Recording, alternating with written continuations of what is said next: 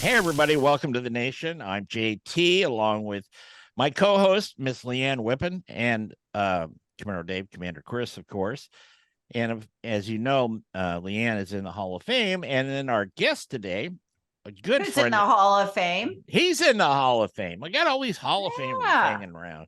Almost the same year. We got to get you in. We'll work on that. But I'm rubbing elbows with the stars today. So there you go. Meathead Goldwyn from AmazingRibs.com. I almost forgot to tell him your name. Meathead has been very gracious over the years to come do the holiday shows with us, and today we're going to be talking a little turkey talk, among other things. So first of all, welcome, my friend. And it's been a while. It's been a while. Yeah. It's been a while. We've all been busy. Always good to see you guys. Oh, I know. You just, I'll send you that check for saying that very shortly. But as we were saying off the air, by the way, it's good being with you. Do I get a check too? Yeah. In the movies, they call it scale. So you get $1.50. You know. Okay. All right. As we were saying off the air, we all get messages from people around Thanksgiving time. And even though we've done a similar type show every Thanksgiving for a number of years now, some people still don't quite get how to cook a big bird. Now, and I think thanks to Meathead, the term spatchcock has run rampant in the food world because he loves that. And I love it. And I know Leanne does it. But let's start with a whole bird. Your suggestions, Meathead, on doing a whole bird. And then we'll go to spatchcocking the bird. And let's cover some time and temps here. Well, there are issues with doing the whole bird. Of course, the real reason to do it is the traditional Norman Rockwell platter of that big, glorious golden bird, and everybody looking lovingly at it, like in that famous painting. But it does pose some issues. Because it is a ball, it takes longer for the heat to penetrate than you would want it to, and that can cause it to dry out a bit. And then there's a lot of stuff going around about the stuffing. Now, I want people to think carefully about this.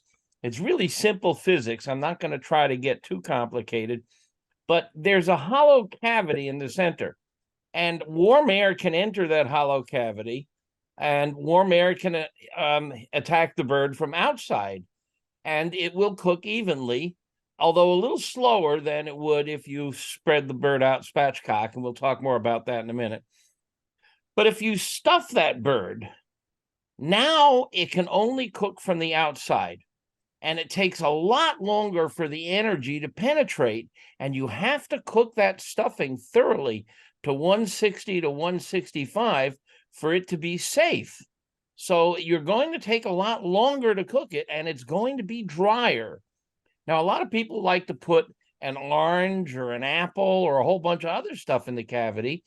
That's nice, but again, you're preventing warm air from entering the cavity, and you're slowing the cooking. So I'm sorry, I know you wanted to do the whole bird first and then talk about spatchcocking, but I've got to go to spatchcocking.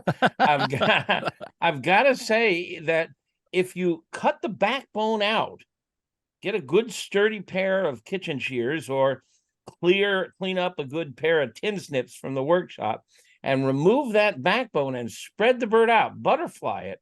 Now it will cook a lot faster, remain moister, and you can brown the interior, which you can't do when you cook the bird whole, and you get more flavor when things brown. Now, I know it's not going to look perfectly Norman Rockwell, but actually you can kind of fake it. You can kind of take that flattened out butter. The spatchcocking is just a slightly naughty sounding word for butterflying the bird, but you can take this butterflied bird and kind of scrunch it back up into a whole looking bird, but it still looks pretty good in a spatchcock mode. Cooks a lot faster, tastes a lot better. I tried that, putting it back together, and it looked like something that was created by Beetlejuice. It just didn't work out that well for me. Yeah, well, it's cooked and it's going to be more brittle, and it might fall apart. But I mean, even laying out flat, it's still a festive looking bird. So what do you do, Meathead, when you're gonna spatchcock the bird, and maybe you're depending on what they're going to cook it on, if they're going to cook it in a pellet grill, if they're going to cook it on their gas grill, if they're going to cook it on a charcoal grill, there's variations, obviously. Let's start with a pellet grill. Some pellet grills, and I know I've seen this with some of the ones I've had, they're not equal as far as the airflow and the heat across. Okay. So would you rotate that bird? Would you spritz that bird? I know you're adamantly opposed to spritzing it because it'll soggy up the skin, but can you rotate it and do that if you're a little warmer on the left side, a little cooler on the right side, like that? How do you manipulate that if you know your grill is not equally heating all the way across? Well, that's the key. I mean, step one, it's now early November and it's not yet Thanksgiving. Go out to your grill and get a thermometer that you can put in the grill or your smoker, whatever it is. And they make these really nice ones, and you can get one for under $50 that has a probe on a cable. Mm-hmm. So you can clip the probe to different locations and learn where the hot spots are, and learn and dial in so you can see. You want to cook all poultry at a minimum of 325. Now, I cook almost everything else, and I'm smoking at 225. But poultry, you want to get up around 325 in order to render that layer of fat underneath the skin and get the skin good and crispy. So find the spot in there where the temperature is around 325. And then once you've got the good spot, and you can go 350, 375 if you want. 325 is a good number. And just try to hold it there. And I don't think it makes a huge difference whether it's a pellet or charcoal or gas. You just want to try to hold it 325, maybe up to 375, and a little smoke. Turkey loves smoke, but not too much. Don't go crazy with the smoke. It can really get to tasting like an ashtray if you go too crazy with the smoke. I agree. And that is the thing about smoking turkey with stuffing in it. I don't like my stuffing tasting smoky like that. For some. That's well, you ready for my? I think we've talked about this before, but I'll talk about it again because it's such a cool trick. I make muffins. Yes. I make stuffing muffins. I'll make up my stuffing and I add a couple of eggs to the mix and put them in muffin tins. And when they're in muffin tins, everybody gets a nice little stuffing muffin or a muffin, and it's got lots of nice crunchy top. Remember the Seinfeld issue where they were just eating muffin tops? Yeah. The muffin tops are the best part. You get really good crispy muffin tops, and everybody gets one. They look cool, kind of like a big mushroom sitting on the plate. Lots of crispy bits. And the recipe is really pretty simple, but you got to add some eggs to help it stick together, bind it. I've got the recipe on AmazingRibs.com, and it's just a lot of fun. I've actually done that. I've done it on TV, and I've done it for my guests here, and I liked it a lot. Back to the crispy skin thing. When you're brining, is it best to brine like 2 days in advance, take it out of the brine and let it dry out in the refrigerator so your skin gets crispier? That's a good technique, but I'll tell you, I have abandoned the wet brine. A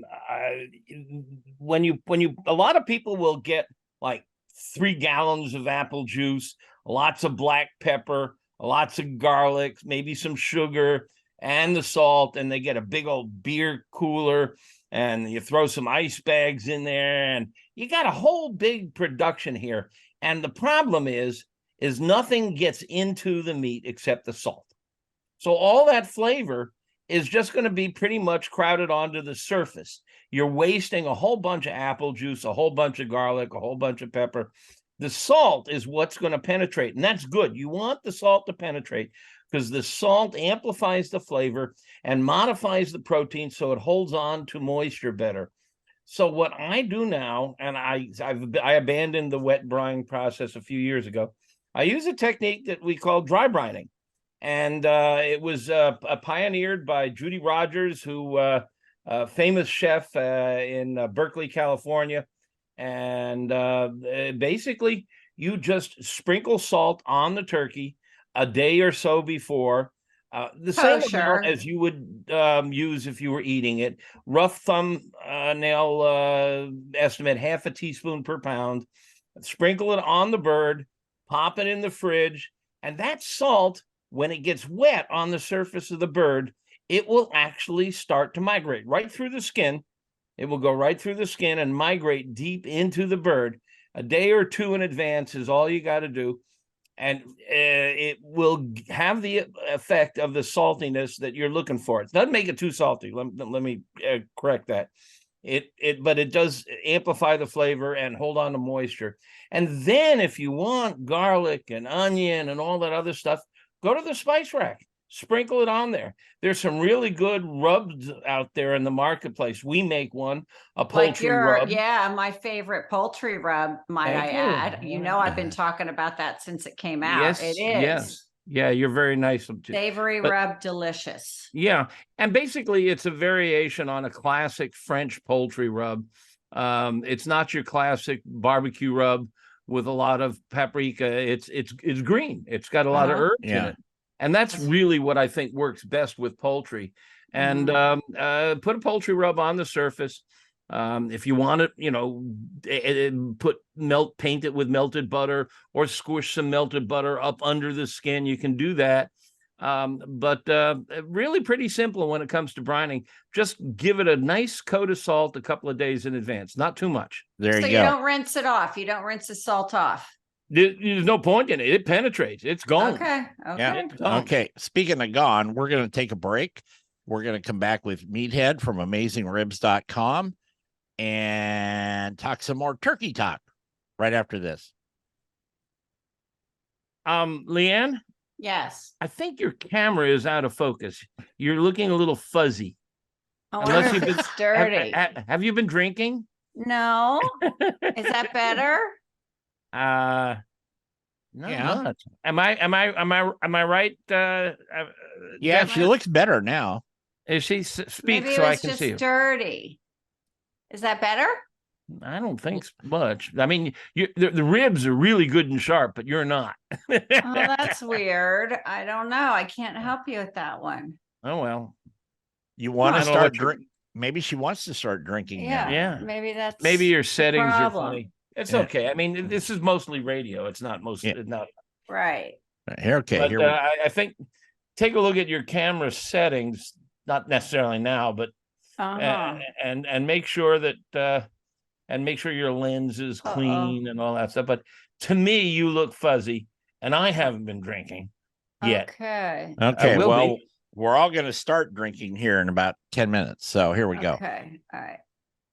Welcome back to Barbecue Nation. I'm JT along with Leanne Whippen and Meathead Goldwyn from AmazingRibs.com. We're talking turkey talk for Thanksgiving, which is coming up very shortly. Hey, wait a minute. I got to interrupt. Yeah. Yes. Thanksgiving. And we're all eating turkey for Thanksgiving. And that's wonderful. But and ham. Golly, anytime. I eat turkey in the summer. I eat turkey in the spring. It doesn't have to be just for Thanksgiving. No. I at the Jack, we were talking about the Jack. When I was wandering around there, I found a older gentleman in a school bus that had turkey legs, and I love turkey legs, smoked turkey legs. Mm-hmm. So as my wife and my in-laws were finding something much smaller to eat, I'm looking like Fred Flintstone out there with this big ass turkey leg. Like, you could thump somebody with it. And it was delicious. It was delicious. So if you ever get to Disneyland or Disney World, oh yeah, they sell these monster turkey legs. They look like sledgehammers. I have reverse engineered. They're cured. They're not just smoked. They cure them the same way you would cure a ham. And if you think about it, when you taste them, they do taste a They little are bit hammy. like ham or bacon. I used to vend and I would sell them. They were 22 ounces a piece and they were cured, frozen, and then we'd throw them in the smoker. Well, I have got the recipe for Disney turkey legs on AmazingRibs.com. How to cure them, how to smoke them, and how to make almost identical. I mean, I think they are identical. So if you're a big fan of Disney smoked turkey legs, you can replicate them out by following my recipe. I like turkey wings. Yeah, I like turkey wings. I do. I like the crunchy skin. Yeah, that's the thing about wing. I just, by the way, got back yesterday from my first trip to Buffalo in a long time, and got some wings while I was out there. Oh, good for you. Good for you. That's one of the great highlights of Thanksgiving weekend is Friday or Saturday, having still some dark meat. Yeah, I've told you before in the show, I usually buy 2 or 3 additional legs and hide them because I do that. But that's what I make my sandwiches out of over the weekend. I'll cut off the dark meat, little white bread and mayo, football game, maybe some stuffing muffins with a little gravy on it or something. I'm good to go, man. I am just in hog heaven. Can I wax philosophical for just a minute? Sure. And I think I may have shared this with your listeners before, but I have to share it again because it's so profound, I think. On Thanksgiving, most of us eat turkey. Now, I know there's some people who do ravioli or prime rib or something, but most of us eat turkey.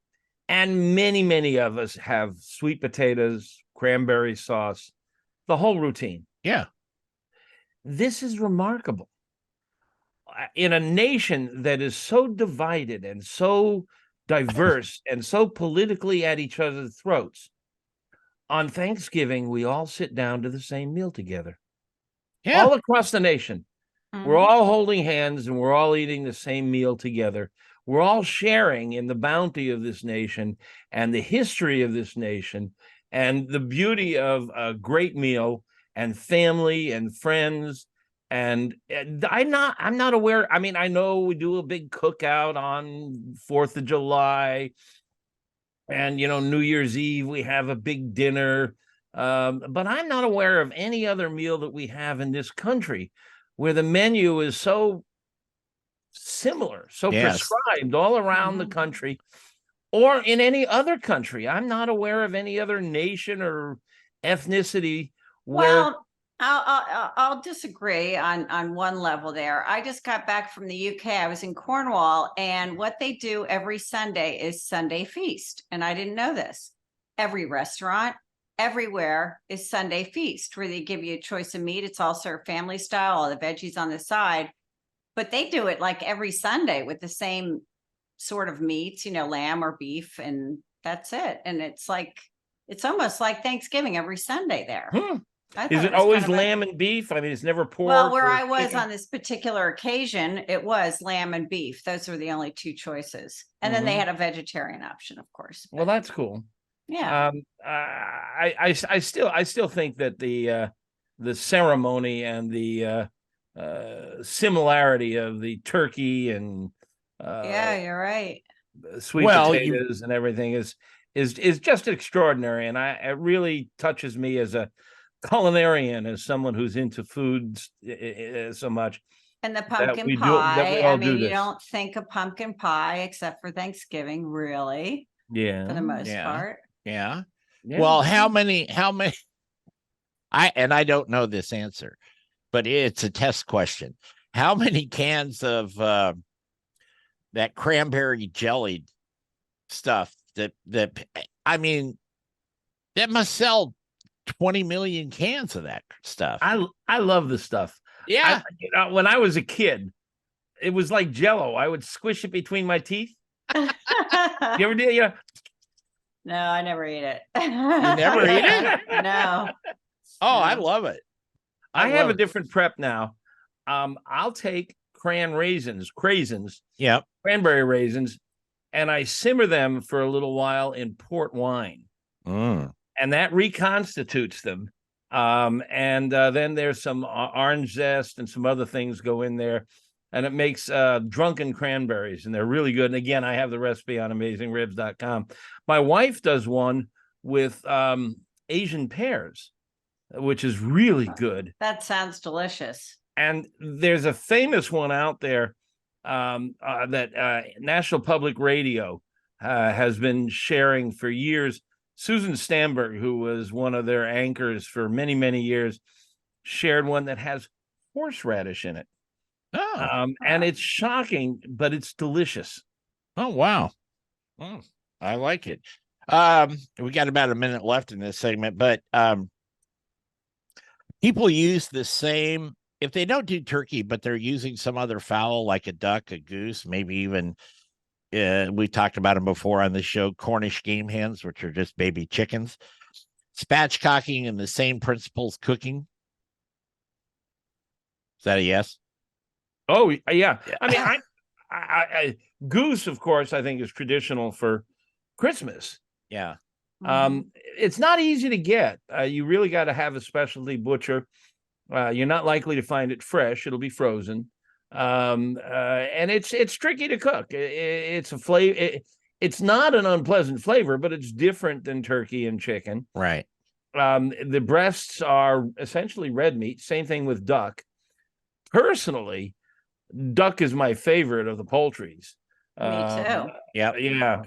I mean, a medium rare duck breast is just it's right up there with a ribeye steak in my vocabulary. I love them. Well, we got to go here in a second, but where I live, there's a lot of duck hunting goes on. Now I don't put on my waders and go out there anymore, but the only thing you have to be careful was picking the shotgun pellets out. But once you did that, it was perfect. We're going to take a break. We're going to be back with Meathead Goldwyn from AmazingRibs.com and fellow Hall of Famer Ms. Leanne Whippen right after this. Stay with us. Leanne, you're getting your hair long. You know, it's the weirdest thing. It hadn't grown in years, and all of a sudden it's growing. It's strange. That's because you hung out with me for 2 weeks. Oh, there you go. Must be something you're eating. I don't know. Something. I haven't changed really, but Something in your diet. I don't know. Well, she got out of the Florida sun and came to the I north. know what it is. It's peanut M&Ms. Yes, it is. Yes. He loaded me up with peanut M&Ms to keep my energy level up. Yeah, and even That's I it. even bought her a bag at the Jack when she was That's right. when It she was helps. judging. It kept her going. Okay, here we go. Mhm. Welcome back to the nation. That's Barbecue Nation. We would like to thank the folks at Painted Hills Natural Beef, beef the way nature intended, even though we're talking mostly about turkeys today. You've got the holidays coming up, and if you go to naturalbeef.com and order something online from them, if you type in the code, BBQ Nation, in the bottom left-hand corner where it says coupon, I love that word coupon too. Anyway, if you type in Barbecue Nation, BBQ Nation, you get 15% off your order. And also pig powder. That's it. It's Ms. Whippen's. I will say pig powder is good on a turkey. I'll bet it is. Yeah. I'll bet it is. Yeah. Very good. I actually, what you're talking about in the last segment, I cooked some, not long after we got back from the Jack, I cooked a couple turkey legs and I used pig powder on it. And it was delicious. So go to pigpowder.com. Leanne will make sure your order is fulfilled and send it right to your doorstep. Okay, so we're talking Thanksgiving stuff here.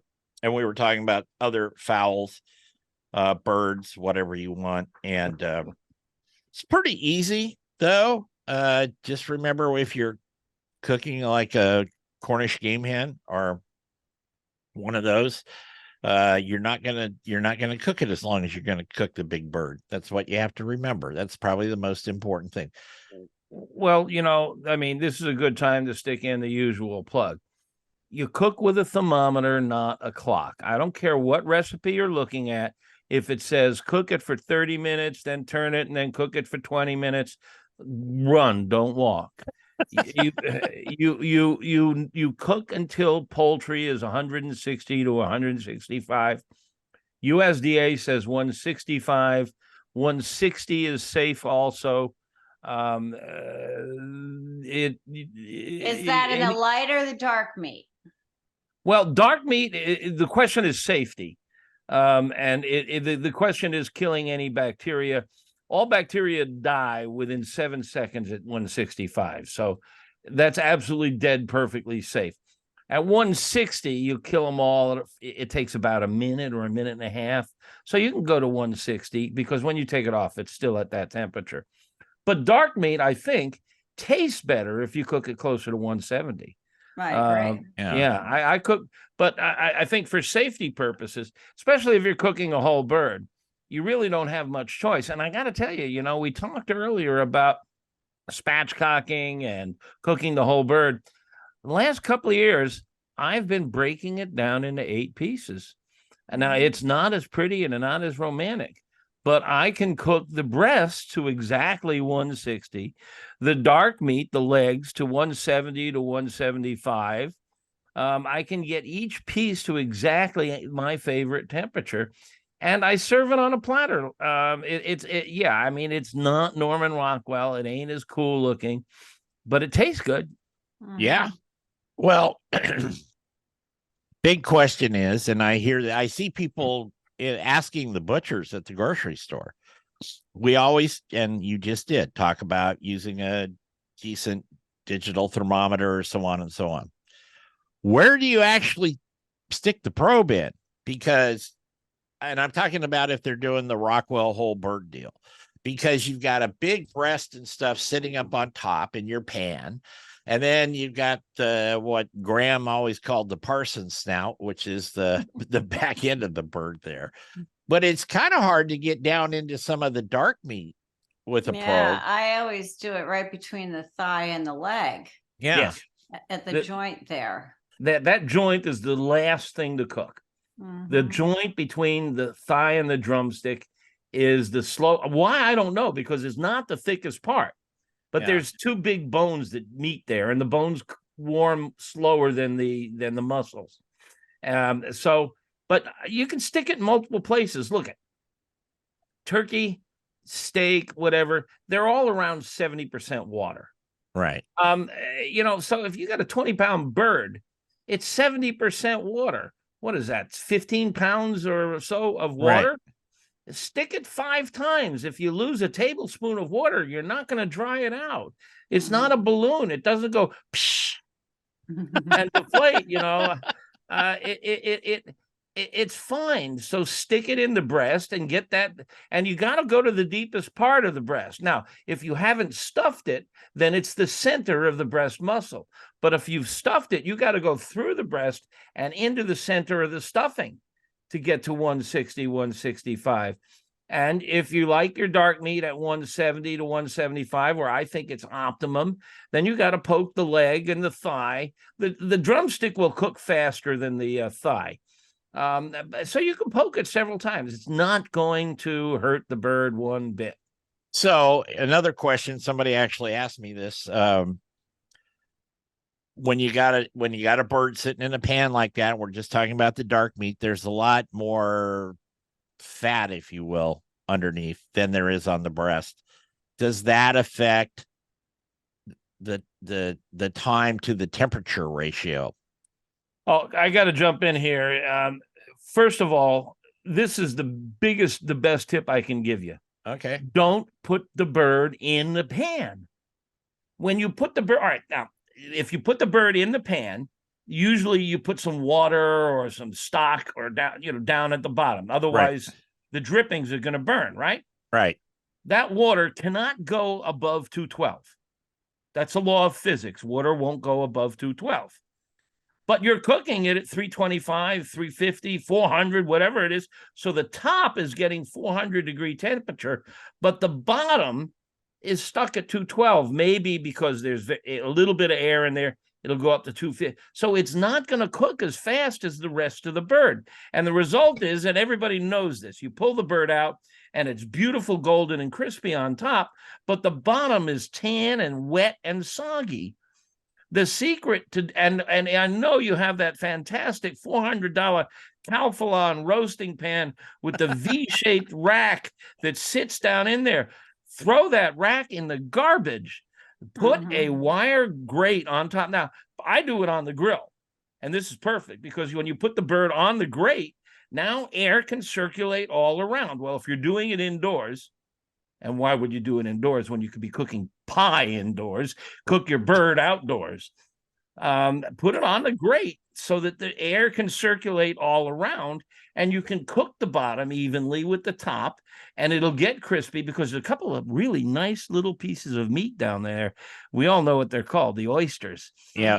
They're little pectoral muscles down on the underside of the bird, and they're wonderful. So you want to cook the bottom just like you do the top. Now, I'll take my roasting pan and put it under the grate on my grill, and I'll put in there some turkey stock, the trimming, all the skin from around both cavities, all of the stuff in the bag except the liver. I keep the liver aside, but I'll put the gizzard and The heart the and neck, all that. Yeah. and then I'll snip off the wing tips and throw them in there. Maybe an apple, some celery, some carrots, maybe a bottle of wine. And basically, I build a stock underneath the bird. So when the bird cooks and it drips, the juices fall into this pan. And also smoke condenses on the liquid. Onions, don't forget onions. I forgot that. Oh, yeah. Herbs, throw some herbs in there. I got a recipe for this on AmazingRibs.com, but basically you don't need a recipe. You just throw out everything. Throw everything in this pan. And as the bird is cooking, when it gets up around 150 or so before it's completely done, pull that pan out, bring it inside, strain out all the solids, throw them away, taste the stock. If it needs to be a little richer, put it in a saucepan and cook it down just a little bit. And that's your gravy. Now, I know that the traditional gravy has a roux or flour and often butter or the fat drippings from the turkey to make it thick. But when you have a thick gravy, it sits on top of the meat. This stock that I've just made is just flavorful as can be. And if you drizzle it on the meat, it soaks right in. It penetrates the meat and it absorbs that flavor. And it's marvelous. And if you do it the way I just described it, you'll have leftovers. And the next day, Friday, it's a wonderful soup. I just, make a coffee cup full at a time. It's fantastic. I think that's the coolest thing you can do. My mom used to make turkey noodle soup. It was wretched. So when I got kind of taken over the kitchen, and I've told this story before, but we would, at the ranch, we had a kitchen, but then if you walk down the hallway a little bit, we had a utility room, and we had a big sink and table and so on and so forth in there. We would take the turkey out there to carve it. And after I made the platter look all pretty and everything in, and then an ancillary plate with more bird on it, I would take all the meat off the carcass and throw the carcass over the back fence so my mom couldn't get it. So she couldn't make the soup. Couldn't make the soup. But I know what Leanne does with that carcass, and I do the same thing. What do you do, Leanne? I do make soup out of it. Yeah. Oh, I have no problem with that. And it's delicious. You break that baby down, snap the the bones in half, throw it in a big pot, and you throw in the onions and the carrots and all the other stuff. Yeah. And it's fantastic. It's healthy too. Oh, don't go there. Mom's just had these big ass egg noodles in them, and they would get really soggy. And anyway, sorry, Mom, but that's true. Anyway, When we come back, and we still got about 40 seconds before we got to go to break. But when we come back, we're going to talk about Meathead's and Leanne's favorite things. Now, Leanne always says she doesn't like things too sweet. Now, I just spent 2 weeks with her. She's fudging. I'm just going to say she's fudging on that. She wore a path from the hotel over to the See's candy store back every day. So don't tell me about that. Anyway, we'll share some more Thanksgiving secrets with you when we come back here on Barbecue Nation. Please stay with us. She can't be lying too badly, otherwise she wouldn't be as slender and elegant looking as she is. I give up. It's a give and take. Yeah. I give you the M&Ms, you take them. I do. That's the give and take. And we had leftovers from the shoot every day, Meathead, and she would take some back to their hotel, and she would make this elegant looking spread on the bedspread. So we'd have crab sandwiches. I took a toilet paper roll, and that was my vase for the artificial flowers. That was my centerpiece. It was pretty funny. I got to see pictures of this. Yeah. I'll send them to you. It was fun. It's pretty funny. Anyway. Okay, let's come back. Welcome back to Barbecue Nation here on the USA Radio Networks. Today we're talking with Meathead Goldwyn from AmazingRibs.com. Meathead will stick around for after hours. We're going to do a little different after hours today, just to give everybody a heads up. I'm not going to go with the standard if you could dine with a historical figure set of questions. We're going to go more personal and traditional questions there. Nobody has to answer. I've never been asked that question. What, to dine with a historical figure? Yeah, I like that question. Yeah, it's a good question. Put me down for Ben Franklin and Thomas Jefferson. Yeah, well, we'll get to that in after hours. We'll do that. Anyway, he's going to do that. We'd also want to tell you we got a couple new sponsors coming on. Hammerstall Knives and Heritage Cookware. They're working with us on the television shows, and they're going to be part of the Nation and the golf show. So we want to thank Bobby Griggs and his crew down there, and also the Oregon Crab Commission. Leanne had never eaten Dungeness crab, Meathead. No. And she ate some of that, and then she tried to mind blowing. Better than M&Ms, aren't they? Yep, it really was outstanding. She tried to steal the whole bag. Anyway. About 30 years ago, I developed a crab, shrimp, lobster allergy, and it just kills me because soft shell crab was my favorite thing on earth. Yeah. And it just absolutely. I have deep sympathy. Yeah, I do too. Because I mean, I've, like you guys, I've eaten a lot of seafood, different parts of the country and the world. I still think that Dungeness crab from out here on the West Coast is marvelous. So there, we're good with that. All right, now we're going to talk about desserts. And Leanne, I'd like you to lead this off. I have a question. I have a baking question for you because I'm not a very good baker. Exactly what I'm good at. Go for it. Yeah, and I was just about to say, you can switch me off here. I have fear of flour. Okay. Fear of flour.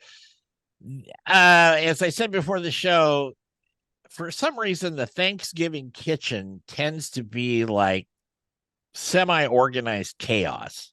I don't see that at Thanksgiving. I don't see it at Easter. I don't see that. But at Christmas, I mean. But at Thanksgiving, we tend to get kind of this organized chaos. So when you're baking, your specialty, my dear, do you always have to follow the recipe to the letter? Because, you know, the old saying is baking is chemistry, cooking and barbecue are art. I paraphrase. I would say that baking is pretty precise. But back to the chaos in the kitchen, I make the pies a day before, so they're done and out of the way. So that helps with a little bit of the chaos. I think there are some substitutions. For example, in your crust, instead of using Crisco or butter, swap out bacon fat in your pecan pie. But again, you're using the same amount that they're asking for. So I think that there are substitutions. I made banana bread the other day No, my mom did. I lied. And she put in chocolate chips. It wasn't part of the recipe. So I think you can modify things to a certain degree, but when it comes to your baking soda and all that kind of stuff and flour, I think it is pretty precise. And the temperature to bake as well. Yeah. My wife's a serious baker. In fact, it's a wonderful tradition she has. She has 3 nieces on one side of the family, and they all have 4 kids. And Wednesday before Thanksgiving, the day before, is pie day. And they all go to one of the nieces' homes, all of them, 16, 17 people, kids from every age on up through college, from 4 years old up through college. And they form squads and they bake the pies. They bake 5 or 6 pies. Some are on apple pie, some are on pecan pie, some are on pumpkin pie. Those are the required pies. Then there's the freestyle, whatever, somebody will request something special. And it's just marvelous to watch them. I'm normally, I'm not around. I'm not allowed around. Right. But even the boys kick in. And I've been down there and photographed, and it's just a fun scene. I love that. The pie baking beforehand. These kids are always going to remember their aunt. She's known as Auntie Lulu. Long after we're gone, they will remember Auntie Lulu as the pie lady, and it's just marvelous. And of course, you got to have pie on Thanksgiving. That's part of the ritual, just like turkey. Yeah. What's your favorite, guys? Pecan. Mine. Pecan. Pecan. Yeah. Mhm. Yeah. Unanimous. I eat a ceremonial piece of pumpkin. I do have a pumpkin cheesecake with a ginger snap crust, instead of graham Ooh. cracker. That is outstanding, which I am going to make Ooh. this year because I haven't made it for a few years. And I like a good old cherry pie with vanilla ice cream. Yeah. My Shelly, she's kind of a cherry pie fan. Mhm. She's not a pecan fan, which is fine for me. And I've said this before on the show, but I actually make 2 pecan pies. And the second pecan pie is hidden with my turkey legs in another fridge, so that I'm guaranteed I can have some over the weekend. That's the deal there. But Meathead, what's your favorite pie? I'm with you guys on the pecan, but I okay, gotta pecan. tell you, my wife bakes an apple pie with a little sour cream in the filling, and it has the same effect as vanilla ice cream on top. It really is rich and creamy and luscious. I really like that. And they've done all kinds of goofy caramel things, and by the way, cherry pie is not normally on the Thanksgiving menu, Right. but it's up there, right up there. And blueberry pie, cherry pie, and blueberry pie. Well, all right. Now let's go to the obvious question: cake or pie, guys? Which one? Pie. Pie. Me too. That took about 2 seconds to get. There is also another thing that I make. It's made in a sheet tray, and you make a pumpkin cake, and you make like a cream cheese filling. You spread it over, and then you roll it up for a pumpkin roll. That's very good too. Oh, for that's cake. really good. Well, Yeah. I do an apple cranberry or an apple blueberry, or better still, a peach blueberry, but not for Thanksgiving. I do them in the summer in a Dutch oven on outdoors. I'll even go out into the garden and just dig a little hole and put some charcoal down in it, or throw it on the rubber kettle and do it in a Dutch oven with charcoal on top on the lid, and put a crumble top on top of that. That's pretty tasty. Do you play the theme from Rawhide in the background when you're doing that? It's all good. One thing that I make, and I wanted to get this in before we go, so we just got a couple minutes, but we can pick it up in after hours too. I do my version of special pickles around the holidays. Ooh. I buy some, and I'll tell you the brands. I buy some Vlasic big, they're gallon jars of big Vlasic pickles. I pull them out, rinse them off, slice them up, and then I use a little vinegar, sugar, and garlic. And I start them about 3.5, 4 weeks ahead of the holidays. Well, the first batch is almost done now, so it'll be done by Thanksgiving. But you slice them up, and every once in a while, you just got to go out and shake the jar, if you will, because there's an ample amount of sugar in there. And they're really good. They have a little tartness and a little sweet, like Leanne always says she likes. And a very simple recipe. I mean, you can kind of make up your own version of it. But I like to do little special things like that, especially for Thanksgiving and Christmas. Make these little odd things with a twist, if you will. Sounds good.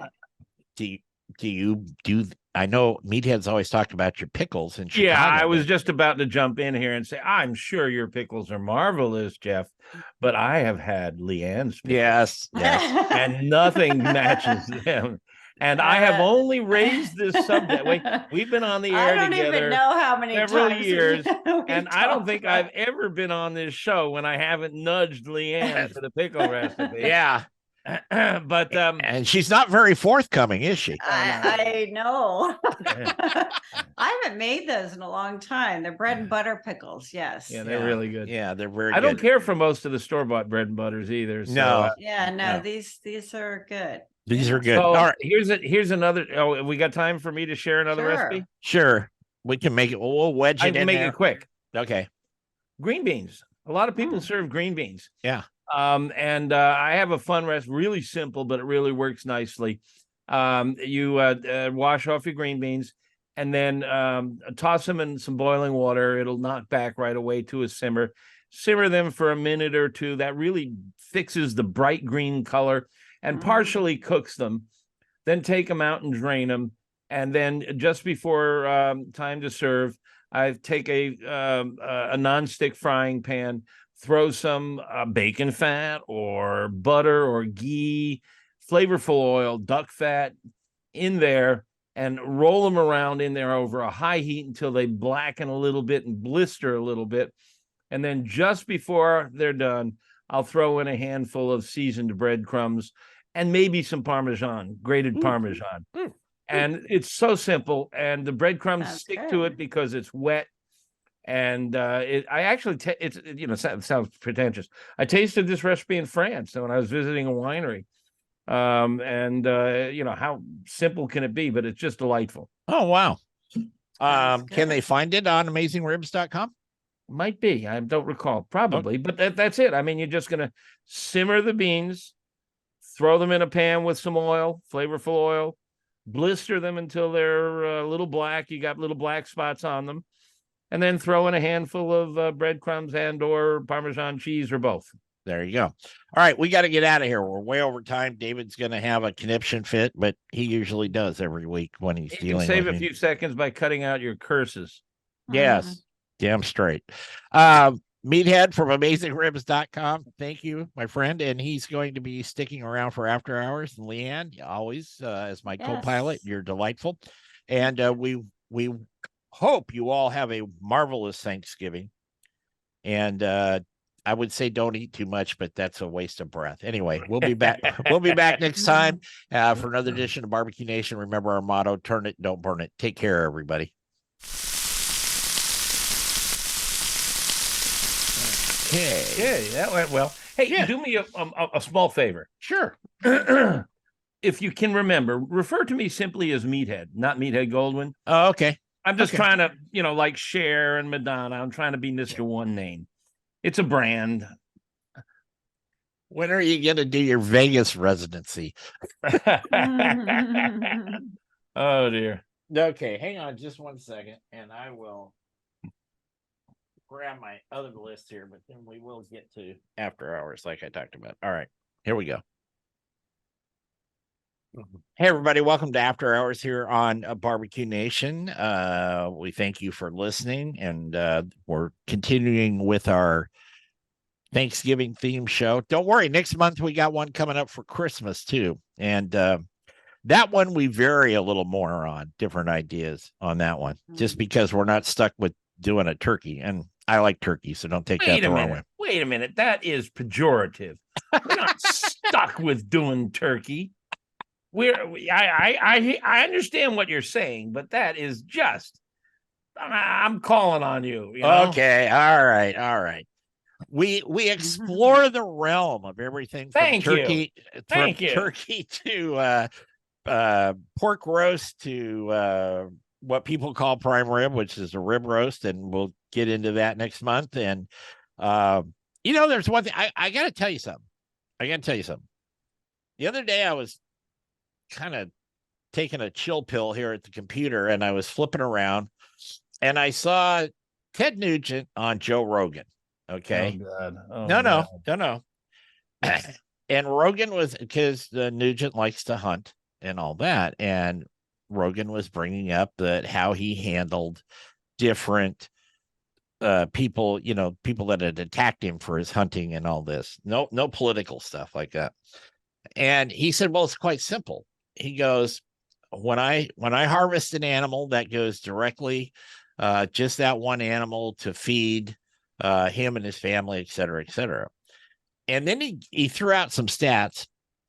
He said, when you are there cooking up your tofu, it was interesting. He said, because if you know what it takes to get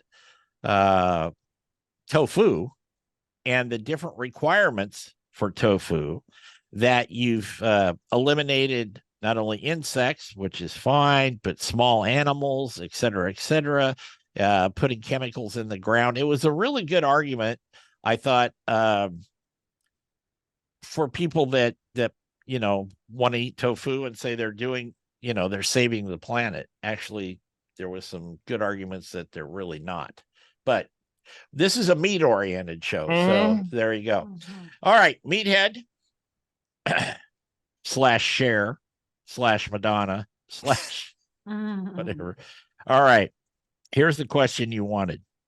If you could cook for and then dine with a historical figure, who would it be, and what would be on the menu? There are just so many, and it would be easy to say Julia Child, who I met, by the way, many, many years ago. But I would go for two contemporaries, Ben Franklin and Thomas Jefferson. They were both gourmets, loved food. Remember, Jefferson stuck a feather in his cap and called it macaroni. Right. He brought macaroni back from Europe. He had an elaborate dining room at Monticello, and he invented and installed a device called the dumbwaiter, right? Which was a little elevator that was on both sides of the fireplace, and the food could come up from the kitchen in this little elevator. And they needed that because in the dining room, he and Franklin and the other guys were talking about a revolution. They were talking treason, and they did not want the kitchen staff to overhear. So he was that into it. Ben Franklin lived in France for many years. In fact, Jefferson brought his chef with him to France, where he was our first ambassador to France. And he brought his chef with him, Sally Hemings' brother. They were both into food in a big way. And of course, tremendous philosophers, scientists, both of them into science. I would be, oh man, I can just imagine the conversation. What would you make? Oh, well, I'm cooking, huh? Yeah, you're cooking. You're cooking. Well, Ben Franklin proposed the turkey be the national bird. Right. And he wrote at length why the eagle should not, because it's a mean son of a bitch. I mean, the eagles will steal from other birds. So maybe I would do an eagle. Oh. You talk about treason and getting in trouble. I get Ted Nugent on my ass. Yeah. Oh, yeah. Oh, my God. Do you know, speaking of that, do you know what determines if a turkey is a male or a female? You know how you tell? I don't know definitively how you tell, but I do believe the males are larger and their waddle is different, isn't it? A bit, but it's really their poop that determines that you can tell. A male's poop will be shaped like the letter J, and a female's is more spiral shaped. That's true. That's true. And the other thing is turkeys can actually see better than us humans. So That was tough. yeah. That's not tough to do. Yeah, I mean, you guys got your glasses on. Mine are in my pocket here. Yeah, there you go. There we go. There Now you we're all go. wearing our There you go. glasses. Okay, so what I want to talk about Thanksgiving traditions and our own personal traditions a bit more. Meathead, you've always told us about Pie Day and that, and how did your family currently develop their traditions that you have at Thanksgiving? And were those all based from aunts and uncles and grandmas and grandpas, or was it handed down? Or I know this, a lot of the stuff that you do, you created yourself, but the basis for some of those things, I want to know those traditions. Well, I was raised in Florida, and my mom and dad were in Florida. But my senior year of college, I moved from Florida and landed here in the Chicagoland area, and married an Italian American gal, and she has this huge family, and so they host both Thanksgiving. She has two brothers. One of them hosts Christmas Eve, the other hosts Christmas Day, and we go to one of their homes for Thanksgiving.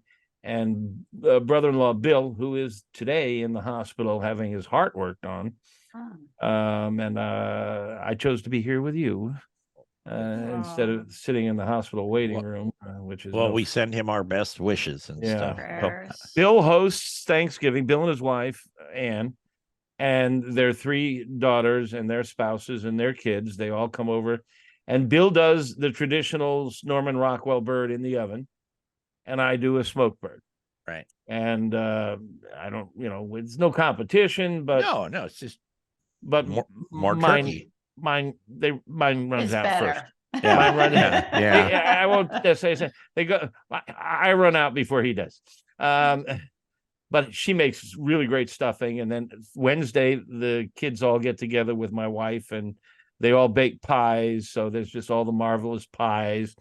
And then they sing a couple of songs and stuff. And it's just a festive here in the Chicagoland area. Winter is on us, and the season is on us, and their Christmas tree is already up. And, it's just, it's a good family event. And I think that's so important to the way we celebrate Thanksgiving is family. Yeah, absolutely. Now, Leanne, you, if I've got your history somewhat unclouded in my brain, you spent time growing up in New Jersey. You spent time growing up in Missouri, I think. No, my dad, but most of my life in Jersey. But Yeah. I will say that our Thanksgiving meal, since I can remember, has not changed. And the recipe for the green beans with the mushrooms and the bacon and the onions, that came from my Nana Tab, my dad's mother.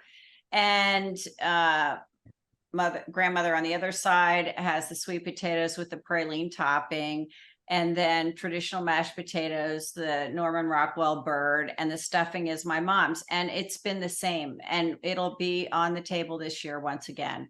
My dad couldn't stand turkey. He dreaded Thanksgiving. Oh, really? Yeah. So he Your developed dad was such a gourmand. He did not like turkey. And so he developed this recipe called turkey taco goop. And he couldn't wait to use the leftover turkey to make this goop that, had all different ingredients in it. And we'd have turkey tacos with this turkey taco goop. And actually, we all enjoyed that better than Thanksgiving.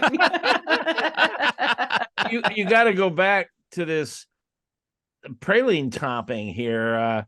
That sounds marvelous. Can you tell us more about that? Well, there's actually coconut and butter in the sweet potato mash, and you put it in a casserole dish. And on the top, it's dark brown sugar. There's pecans in there. It's almost like a crumble off of a berry tart, you might say. Okay. But it tastes almost like dessert. Maybe that's why my mom made it so we'd eat sweet potatoes. But it really is outstanding. It's very, very good. Okay, I'll give you the recipe. It's excellent. I'd love to see it. I would love to see that too. One of my wife's nieces, Natalie, always does the mashed potato, the sweet potato mash with the marshmallows on top. And every stinking year she burns them. It's a running gag. Yeah, Yeah. I'll get you this recipe and you can bring it as an ancillary dish and see if it goes as well as your turkey. Did you know that Julia Child once confessed that she loved sweet potatoes with marshmallows? No. Yeah. I love them. I love them. It was like you said, Leanne, our menu did not vary. And we always had Thanksgiving that I can remember, but I'm the youngest in my family. At our house, all the aunts and uncles and cousins, and Jesus, we had a herd of them there, and we'd have a kids table and an adults table. And then if you ended up eating in the kitchen, you knew you were in big trouble. For some reason, you were in trouble. So you got delegated to eating at the bar. We had a bar right off the kitchen and stuff, which was fine. I volunteered to do that a few times so I could just kind of go back and forth to the kitchen and get what I wanted. But I think most of our traditions came through, especially my grandmother on my father's side. She was quite the cook.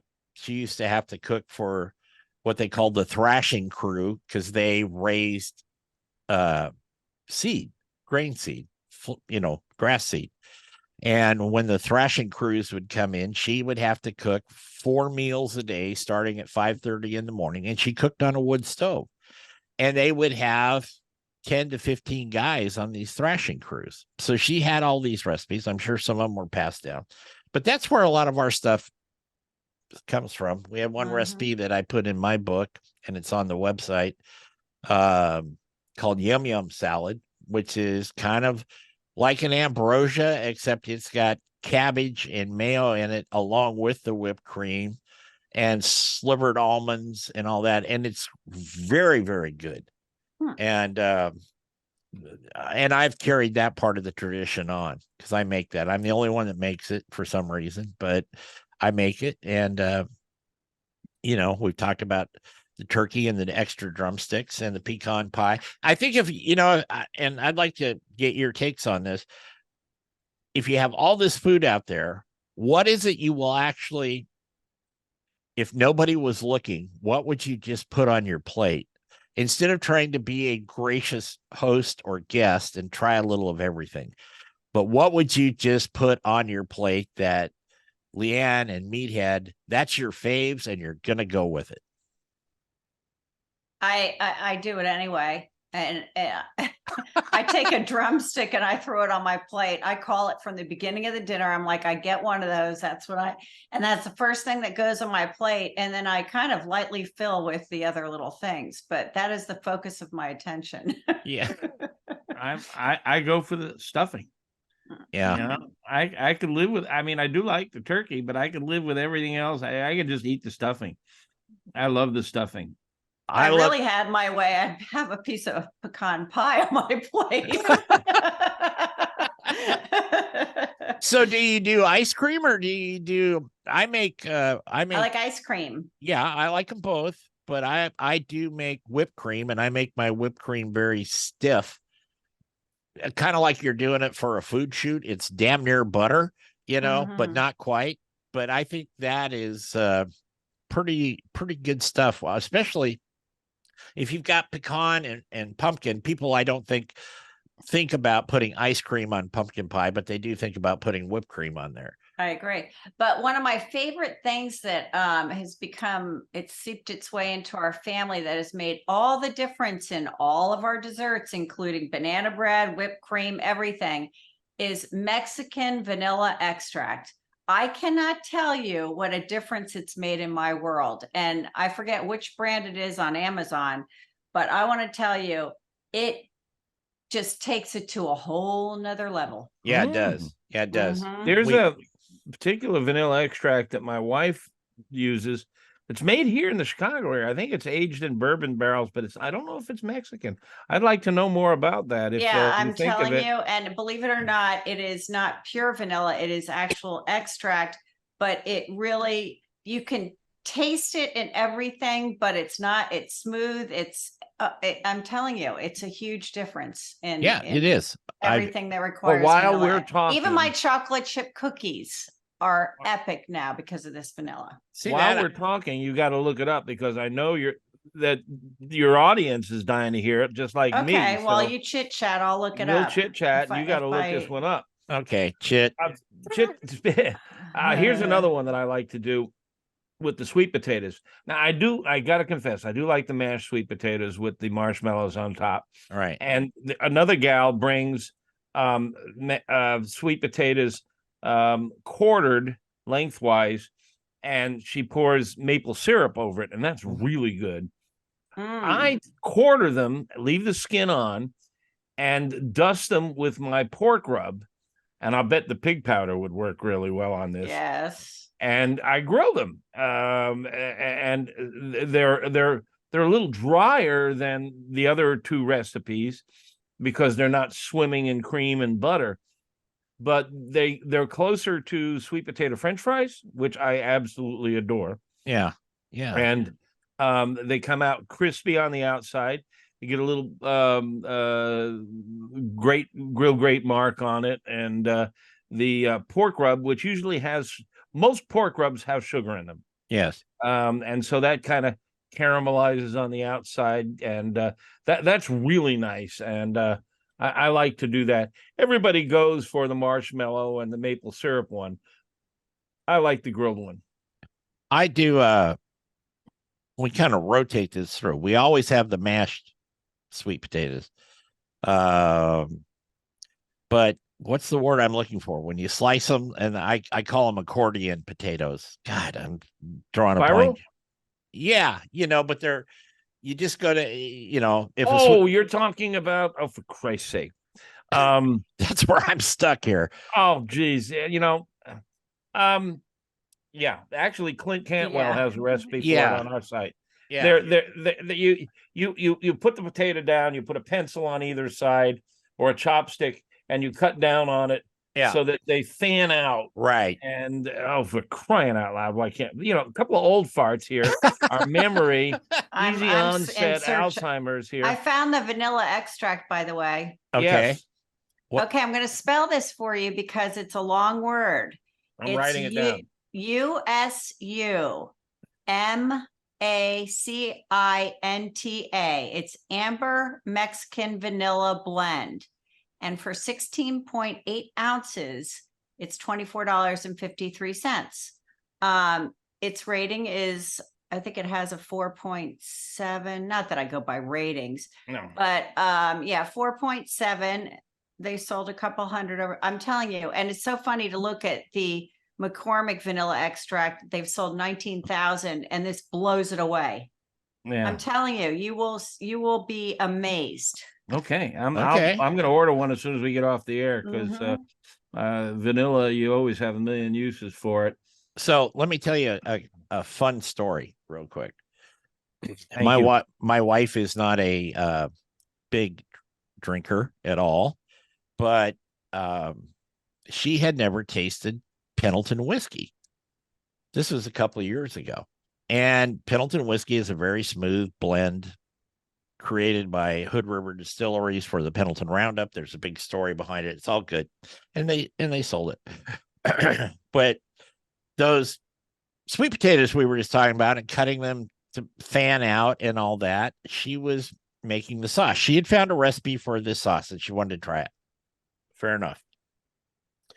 And it called for some bourbon. And I said, well, we have some Pendleton in the freezer. We always keep some in the freezer for our guests. It's, like that. And she goes, I've never had this. So I poured her a shot. She downed it. She goes, man, that's really smooth. So I turned around and I'm talking to my buddy. We're talking about potatoes and we're talking about Pendleton Roundup and all cowboy crap and all that. We turned around. My wife's got the bottle tipped up. And she goes, glug, glug, glug. And she goes, there. And now it's going to be a really good Thanksgiving. Oh, my gosh. Wow. Leanne's met Shelley. She's a pretty quiet person and all that, but she doesn't drink very much. But She did that day, and boy, and that was funnier than hell. That's funny. We, My we wife She's a has never been very a sweet a- soul. Have my you ever wife met is- her? who? Have you ever met Jeff's wife? No. I want to tell you, she has such patience, and she's so sweet. Have to be patient. That's for sure. Yeah, I she's a could have guessed sweetheart. that. Yeah. I got one too. You know, I'm gonna have my 50th anniversary next fall, and it's amazing how she has put up with me. oh yeah. But she was never a whiskey drinker either. I met her in a liquor store. Oh. There's an old song, you know, met her in a liquor store, and we drink a lot of wine. We tap into a new bottle almost every night. But she went to Louisville for a conference a couple of years ago and came back with a taste for bourbon. And she's now making all these bourbon cocktails and using bourbon in her recipes and stuff. So it just like magic overnight, she became a bourbon aficionado. Oh yeah. Huh. Yeah. Well, I think Shelley did too. It's a great bourbon, but anyway, go ahead. Here's something that just popped into my mind. Speaking of various things and recipes, we have on our website the original White Castle stuffing. Have you guys ever heard of this? No, but I'm interested. Let me guess, Well- you don't need to add any butter or grease. Right? Yeah. I mean, I forget the recipe, but it's been around for years, and it's really popular. You can buy frozen White Castle sliders now, Oh yeah. and you defrost them, and you follow the recipe that's on our website. I forget what's involved, and if there's anything, but basically you just chop it up and stuff it, or make it, make a Have stuffing you out had of it. it? Do you like it? Yeah, it's a lot of fun. I mean, I prefer good old bread stuffing with sage and other things, Me but too. Mhm. it because I mean stuffing recipes are interesting. There's a lot of people doing oyster stuffing, which is surprising because Chestnut. not everybody likes oysters. A lot of people do cornbread stuffing, Right. Mhm. cornbread and andouille. Now andouille, you're talking my language. Yeah. But I mean, stuffing recipes are just all over the place. I do pretty much a standard Me too. bread stuffing with sage and the other Celery, seasonings. onion. Yeah. Yeah, onions. I do maybe put some mushrooms. I put some mushrooms and some Yeah. water chestnuts in. Oh, that sounds good. I sliced up water chestnuts and I put a little egg in it and all that. And Have any of you ever made a turducken for Thanksgiving? I have. yes, It was a Mhm. disaster. yes. I don't care for it. There's a local restaurant. I live in an area that is high in Polish and Czechoslovakian descendants. They're not immigrants anymore, but they descend of immigrants. And so there's a number of their Eastern European restaurants around here. And one of them serves turducken all year round. And Mhm. I've also ordered it out of New Orleans. I ordered a frozen turducken, two of them actually. I didn't care for them. I do like the stuffing, which is mostly cornbread and andouille. Right. Mhm. It breaks down for me right at the duck because it's there's a duck breast in it, and duck breast is best when it's medium rare to medium. It's pink. Mhm. Right. And to do it in a turducken, it's going to be overcooked. And it just was a pain to slice and serve, and Yeah, I did one didn't do on much for me. I did one on TV one time and it didn't work out as well as I'd hoped. Which is why you're now on radio. Which is now why I'm on radio. Mhm. Yeah, exactly. But and of course, here where I live, and this is your favorite thing. I know you shake your head at this, Meathead, but we have the Oregon Civil War, which is the ducks versus the beavers. Now they wouldn't let me cook a beaver on TV, Thank goodness. but I have skewered a few ducks because I'm an Oregon State guy. So we're the beeves, right? And we don't call ourselves beavers, we call them beeves. So you just have to go with that, let it roll. Mhm. And so I've cooked a few ducks for sacrifice on the shows, and The good part about it is one lady who I worked with for a number of years, Kathy Marshall, was an anchor on CNN. And then she moved back to Portland. She was an Oregon State grad. And the other co-host was a duck. And so I brought this duck out. Kathy picks up this big butcher knife right off my set and starts stabbing it. She looks like Psycho, like this. And she's stabbing the duck. And she goes, that's what we're going to do the ducks this weekend on the show or on the game. So we have our own little weird, strange traditions out here with ducks. Well, it is an Aboriginal tradition from a lot of primitive societies that before you go into battle, you capture one of the enemies and kill it and cook him. And you eat your enemy to build strength and courage. Well, I tell people, if you're playing the Chicago Bears, you got to cook a Chicago hot dog or a deep dish pizza. You're playing the Ducks, you got to cook a duck. Yeah. You eat your enemy. So I'm wholeheartedly behind that concept. To a degree. Yeah, to a degree. Excuse me. Yeah, I wouldn't be, eating any Seminoles. No. Especially, although I am a gator.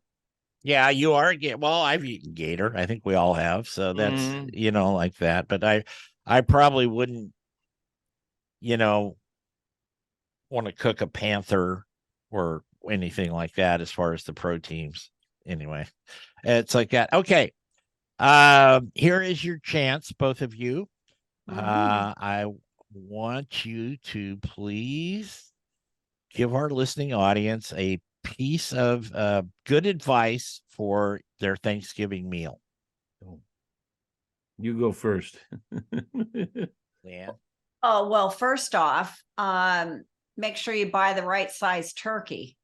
It's deceiving because you need about a pound and a half of turkey to feed each person. And a lot of people think a 10 to 12 pound turkey is going to feed 20. No, it's not. Nope. So make sure that you buy a big enough turkey. That's one for me. That's great advice. And you said a pound and a half, and people are saying, no way am I eating a pound and a half of meat. You're not going to.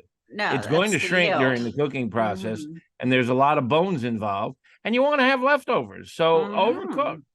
Yeah. But I'll add to that.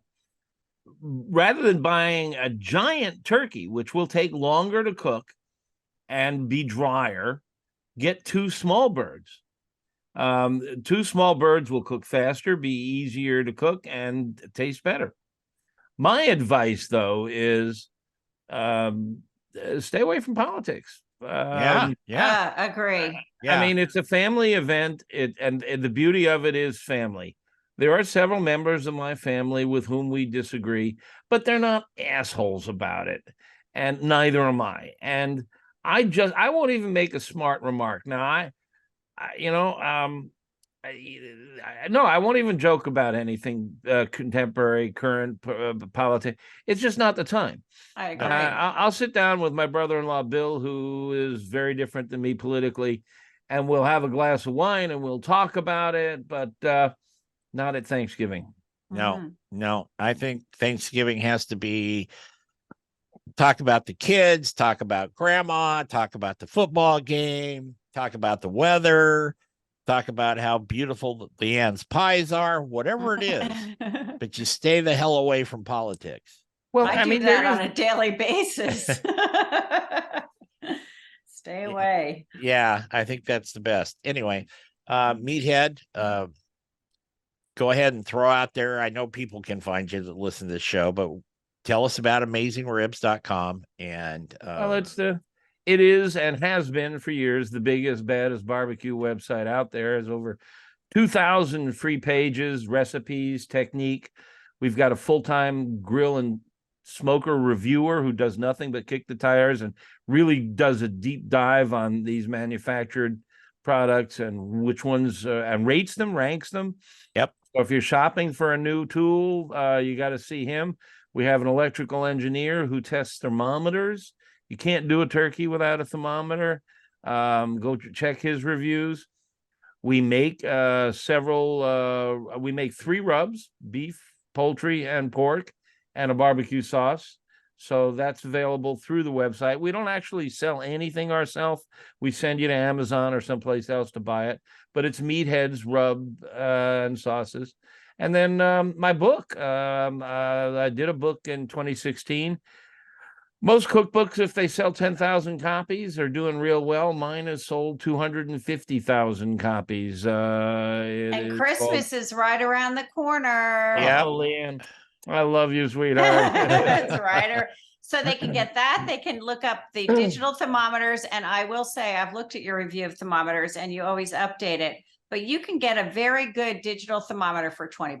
Yes. Yep. Yeah, Yep. actually, one we have one that's $16 that won our top ranking.